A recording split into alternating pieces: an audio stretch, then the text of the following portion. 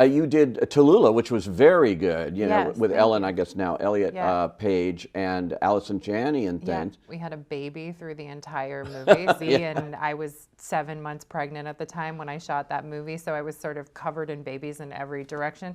Oh my God. You know, And what a challenge to take on for your first feature films. eight babies playing one baby. I didn't talk about that in the press because I was so afraid that people would watch the movie and see all the babies changing out.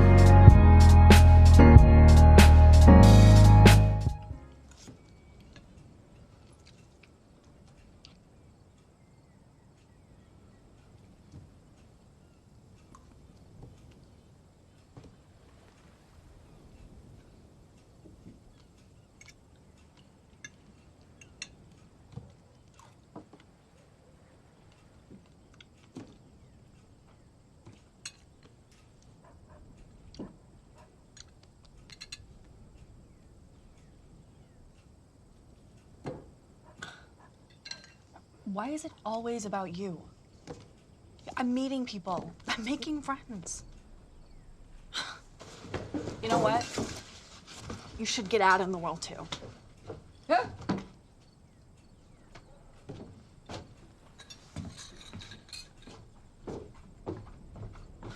Every movie has its own set of challenges, and with this, you know, it was ambitious in terms of our budget and the time that we had. We had a 30-day shoot. We were shooting at sea. You know, we were shooting with deaf actors and hearing actors working together, and deaf crew members and hearing crew members, so trying to figure out communication on set.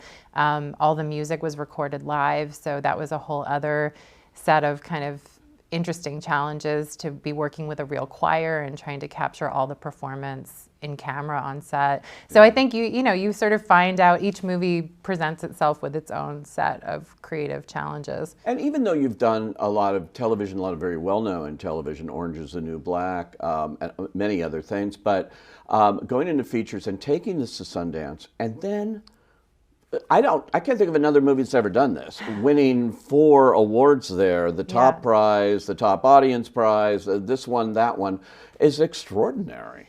And it was so extraordinary because it was so surreal because I was at home. You know, you're like, I'm at home. The premiere was me on the couch with my husband and my 5 and 7-year-old, you know, and watching the movie. And I was, you know, being tech support for my parents who couldn't figure out how to work the Sundance app to start the premiere. So it felt like this whole kind of anticlimactic, you know, it definitely wasn't. I had Tallulah and had that premiere at the Eccles, so I knew what that felt like to walk out on stage and have a packed theater and all the nerves that go along with it. And it was really an interesting experience to be at home and sort of have the Sundance that every filmmaker dreams of, but almost not have it. You know, it was sort of Zooming and Tabitha Zooming me and telling me we won another award, and then I'd run out of my office and tell my husband, I'm like, David, we won another one. And he's like, great. You know, and I'd kind of like go back to Zoom, and I think that night we were like, we got to do something. We were eating like leftover Thai food, and we're like, we got to do a shot of tequila or something. Like, this is a moment, you know. But in a way, it was kind of, there was something. The movie was about family. It was a very, it was a love letter to family. So there was something really profound, actually, about having been through a pandemic, having kind of the biggest moment I've had as a filmmaker, but just having it with my family quietly at home, not sort of at a big after party with the movie. And, it just felt somehow fitting based on what the story was. How long was it before you finally saw it with an audience the way a director would normally see a movie they're making, maybe even just to get an idea of what you need to edit or anything like that, or see it before it opens? So the pandemic hit, we had finished editorial. So when I was in the edit, I had, I would have like 2 people come in, filmmaker friends mostly, who would come in and watch a cut. I think we did one like sort of friends and family, smallish screening where I had, I don't know how many people, 25 people in a room to kind of see. And that was when we were still editing the film and trying to figure out what worked and what didn't. But then I didn't see a screening of the film until basically after it had come out. It was August in Gloucester, And Right where you where we shot the it. movie, and we were back in Gloucester. And I you're was like, from around there too. I'm from right? Cambridge, yeah. So I grew up going to Gloucester a lot. A lot of the places in the movie are places that I grew up, like that quarry. I used to go cliff jumping off there when I was a kid. Like a lot of the places are very meaningful places to me. But we were in Gloucester. I was like, can we do a friends and family screening just for the crew? I've never seen the movie with an audience. And it was this really weird feeling. And I felt like a little kid in the theater because everyone was laughing, and these big laughs, collective laughs, and then collective sniffles, and you don't get that experience. You know, people are sort of sharing their experience with you. And after Sundance, I had a lot of beautiful conversations of people calling me or reaching out and telling me their experience watching the movie. Yeah. But you don't get that feeling of what you've made until you're in a theater of people. And it was pretty late in the process that I had that, you know. And then it was interesting because we were going around doing screenings, and they were like, just show up for the Q&A. And I'm like, no, I want to watch with an audience. I want to be there in the theater, because I think it's so informative when you see a film with an audience. Oh, completely. I can't imagine how you approach this movie from the writing standpoint too, because it's a very distinct language, ASL, and in the beats and the things you're saying and how you do it. So what was your process in this? And kudos to you for casting deaf actors in the key roles here. Thank you. I mean, yeah, I started out, I think I did a lot of research before I started writing. I think I talked to a lot of CODAs. I interviewed a lot of CODAs and deaf people, and I just sort of was trying to get inside this community and understand the culture. I was an outsider coming in, and yet I have my process as a writer, and I really only work the way that I work, which is to sit there and I sort of play every character and mutter out loud to myself and hear Frank's voice and hear Jackie's voice. And there was definitely a part, a moment in the writing where I thought, this is such an absurd way to be working on this script, because I'm never going to hear these lines. Yeah. And there's actually going to be no written record of these lines. The script was a starting point, but English is so different from ASL. And in sentence structure and everything, I mean, it's not a one-to-one thing. So I had these amazing women who were my ASL masters, Alexandria Wales and Ann Tomasetti, and that translation process was a very interesting thing because half the dialogue was in ASL. And we really had to excavate the script. Like she, sitting with Alexandria, she would ask me about every line and then what that line meant and what was the character feeling and what did they want. And because in terms of the sign choice, she sort of had to have full context. And in a lot of ways, you're not often excavating your own writing that deeply before you have actors on set. And it was kind of the first step of, looking at a Joni Mitchell song, looking at Both Sides Now, and Alexandria saying, what does it mean to look at clouds from both sides now? Are the clouds a physical thing? Is she actually looking at the clouds? Are the clouds, is this all metaphorical? And she's talking about light, like how do we kind of determine what those lyrics mean to be able to do that translation? So that process was super cool. And then once my actors came in, it became like this mad language lab because everyone has their own sign ideas. They've read the script. They're coming in with their choices that they've made.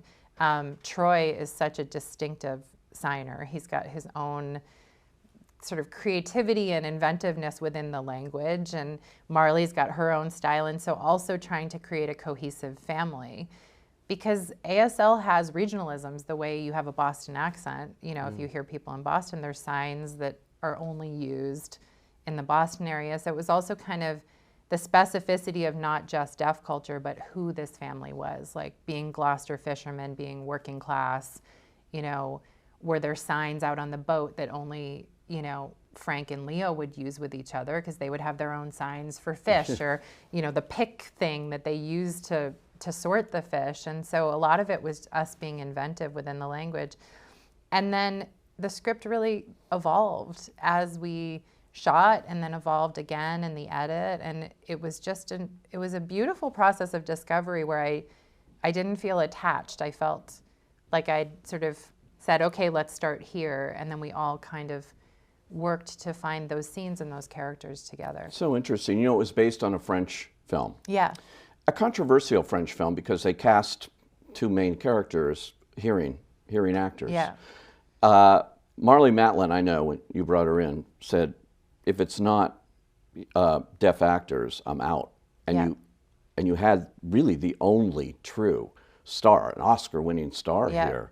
That was a great move, I think, and to do this and to separate it from its source material in a very big way as well. Well, it was such a relief. I mean, look, originally the movie was at Lionsgate, so I was in my first studio movie job, and did they want you to cast hearing actors? Yeah, there was a lot of, because look, not to be that fair about it, but honestly, you have 3 deaf actors in the lead. You have a 17-year-old girl who is most likely going to be a discovery. There was, the teacher character. But in terms of the way studios think about a financing model and what's going to be a totally safe bet where you're putting celebrities, stars in there and you're going to have... But it was so short-sighted. So from the moment that I got involved and I was going to direct it, I said, I want to cast deaf actors. And it was like I was alone in that, it was sort of so much, well, how would that work? And how are you going to make up the budget? And how are you going to, and I just kind of kept saying it. It was like, there's no way to make this movie, not just because it's the right thing to do, because creatively, what an opportunity to get to work with deaf talent and show ASL scenes and show deaf culture on screen. So I'd just been fighting that fight alone, and it felt really like a David Goliath moment. and then when I met with Marlee and she said, there's no way that you can cast hearing actors. And I said, I know. And I told her, look, the studio is putting pressure on us to do this and I can't make this movie this way. And she said, well, I'll walk off if they do it. So then it was like the two of us got to kind of go and say, this is how this movie needs to get made. If you guys don't want to make it, then the movie shouldn't exist. There's no other version of this movie that should exist. So there was some time there where I thought maybe this movie might not happen, and it ended up being taken out of the studio and made independently. And I think everybody's been on a journey of understanding, and I think the past few years have shown us a big cultural awakening and an awakening in Hollywood to what representation really means, what inclusion really means. And it's a really important shift that's happening, but it's a new shift for a lot of people. And I think, with Me Too and Time's Up and all of the racial awakening of that last summer, I think there's just big shifts happening in Hollywood and understanding kind of mistakes of the past. So I'm glad to be a part of moving that forward. Yeah, and look what happened. They spent $25 million or whatever number, astronomical, when it was this huge bidding war at Sundance. So, this is really turning around heads, I think, when they see this and see this kind of success. Yeah, I mean, that was the most exciting part about that sale for me at Sundance, was just this kind of moment of going, look, this kind of project is commercial. It does have an audience. It's going to be widely embraced. It's going to be entertaining and all of the things that, there were fears going in. It's like, how much do people want to read subtitles? Are you really going to have these long ASL scenes where Ruby's not talking through those scenes? Subtitles meaning open captioning, which you insisted on here for this film. Well, that was the second step. The first step was just subtitle. Are you going to do pure ASL scenes? Because a lot of times what happens in scenes where there's deaf and hearing characters is the hearing character, if you go back and watch Children of a Lesser God even, William Hurt is voicing all of Marlee Matlin's lines and sort of talking you through her communication, and then that's been done a lot where, like, when a hearing actor is signing and speaking at the same time, and it's called SimCom, and it's not true ASL. You're having to sign spoken English word order. So it's kind of butchering ASL to have somebody do that at the same time. And I'll do it. Like if I'm signing now and I'm in a conversation with Troy and my husband and I'm trying to communicate with both of them, and I will sign and speak at the same time so they're both included, but it's not ideal. And it's also something Ruby would never be doing with her family. So it was important to me to do that. And then also the fact that I've never had an audience member say to me, wow, I really checked out in those ASL scenes because there was no sound. Yeah. It just was a non-issue. But at the beginning, I think there's all this fear about how much will an audience accept, how much will an audience be able to relate to this family, invest in this family, feel connected. And, you know, I just felt like, let's make this family as real and specific as possible and make them messy and make them flawed and make them real characters. And hopefully no one's even going to notice that they're watching ASL by the end of the movie, except that it's such an exciting language to watch on screen. Which they don't, but what you're very brave, I thought, in it as well. I could imagine all these conversations in committees that you must have had. You played them in silence. Yeah. You played, you know, that incredible bedroom scene, you know, between Marley and Amelia there. And those scenes where they're talking to each other and it's all in silence. Don't put music under it. Don't do anything, you know. That's brave. Well, it's not actually silence. And that is the most interesting part to me is once I got in there with my sound designer and I put lav mics on my actors. And I remember Marley saying to me, why are you laving me? And she's like, no one ever does that. And I said, well, you're actually making all of these noises. You know, when you sign excited, your fingers brush your clothes. When you sign stop, you know, there's a sound that goes along with that. There's vocalizations, there's breath. There's all these beautiful, intimate little sounds that actually when you lift those up in the mix, it makes you feel like you're in the room or you're there with that family. So what I loved about that bedroom scene is it's sort of silent in the fact that nobody's speaking, and yet you hear every exhale, you hear every little moment, and we've raised those up in the sound design so that you're really, it's very intimate and it's very present. And yes, working with my composer, I think Marius felt like I got to do my job, and he wrote score for, you know, all of those scenes. Mm-hmm. And then the moment you put music in there, the music just takes over. You know, it's like, in a way, I think if you've got a dialogue scene and the music is coming in to support the emotion, you don't notice it. But the moment we were in those ASL scenes, it's like the music like grabbed hold and suddenly was dictating the emotional ride. And I wanted the actor's performance and the characters to lead the emotion and let the music follow.